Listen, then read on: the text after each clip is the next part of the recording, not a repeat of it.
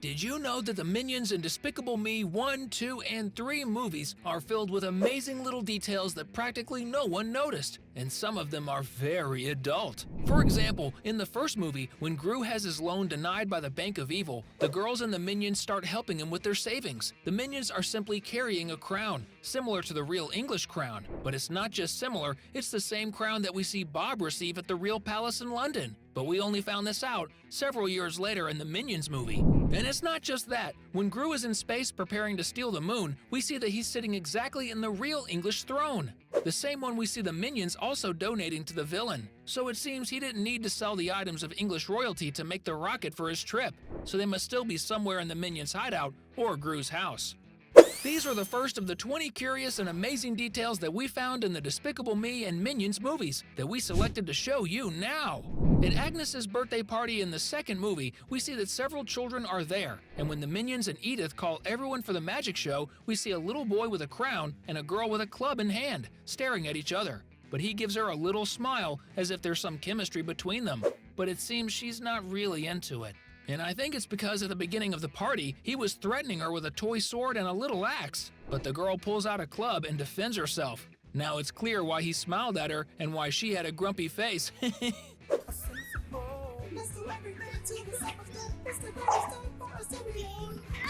But the cool thing is that this isn't the only background story going on during the party. Remember Gru's neighbor, Jillian, who was eager to set him up with a friend? We see her at the party, and she seems to be on the prowl, because we see her interacting quite a bit with a man in a green shirt. But at one point she kind of goes for the attack, but it seems the man got a little scared by Jillian's advance. And the funny thing is, she never gives up, as by the end of the same movie, at the wedding scene, she's already figuratively attacking another prey. But this time it's a man in a suit who also works at the Anti-Villain League. Jillian is pretty persistent, isn't she?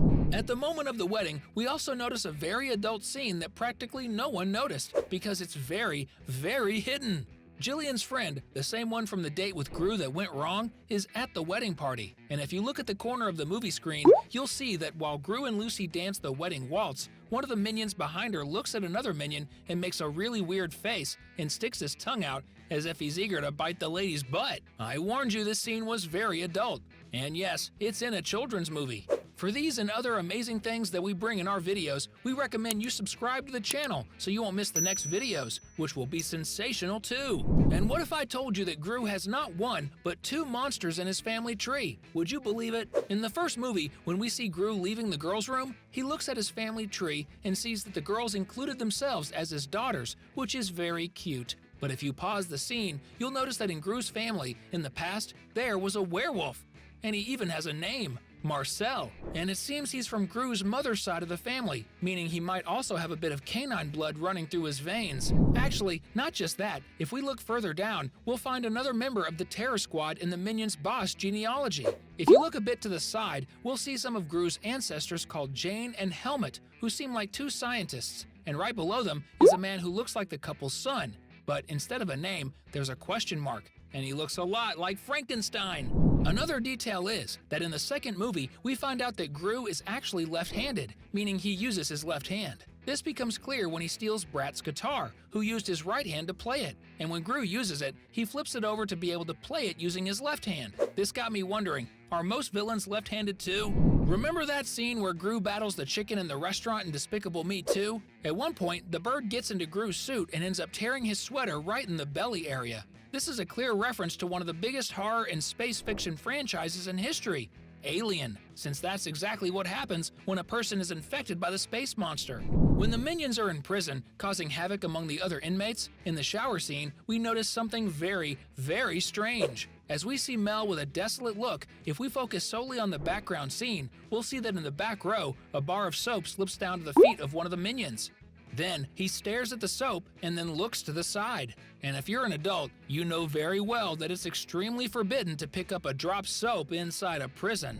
Returning to Gru's family tree, we notice another detail. At the bottom of it, we see Gru's father and mother. Now, focus on Gru's father. He looks like an actor from Mexican soap operas from the 80s. But in Despicable Me 3, Drew shows a picture of both their father, and he not only lacks hair, the little he has isn't black, but blonde. And he also doesn't have a mustache. Now, let me ask you, am I the only one who thinks this, or do you also feel there's some chemistry between Grus' mother and Dr. Nefario? Because in the end, both in the first and second films, they are always dancing together. Did you notice? It might even be an old case, considering that Grus' mother and father separated when he was still a baby. And in the Minions movie, at the Big Villains Fair, we see Grus' mother and Gru himself watching Dr. Nefario demonstrate his freezing machine. That might be where she thought he'd make a good dance partner, or perhaps a boyfriend candidate. Let me tell you, did you know that Grus' name isn't really Gru? That's right, as you heard. Actually, Gru is the family name, as we can see on the family tree. So, what's our favorite villain's real name?